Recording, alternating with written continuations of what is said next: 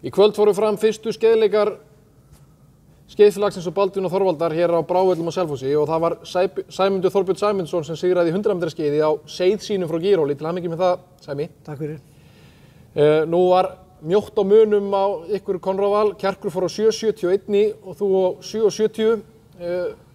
Er þetta ekki bara það sem koma skal í sumar? Þú á toppnum og hinir fyrir neðan þig? Ég veit það nú ekki sko, en þetta var mjög gaman. Hvað getur þú sagt okkur seið frá Gíróli? Skeiðastur. Já. Fljótur sem slíkur? Já, nokkuð fljótur.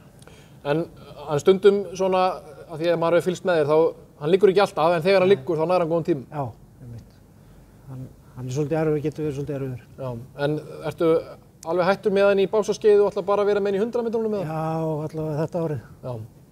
Og hvað er stefnan sett á að sigra heildarstigakkeppnina á skeiðleikum eða Íslandsmótið? Ertu með bara ganniðinu? Bara að fara sem hraðast í sumar. Já. Bændan.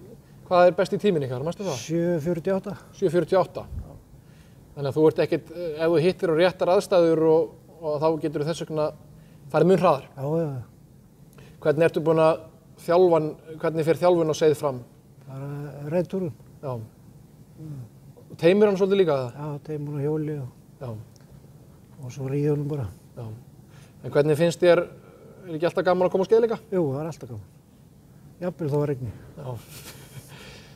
Sæmundur, til hamingju með sigurinn í 100 metra skeiði og við sjáum þig aftur á næstu skeiðleikum þann 4. júní. Já, takk fyrir.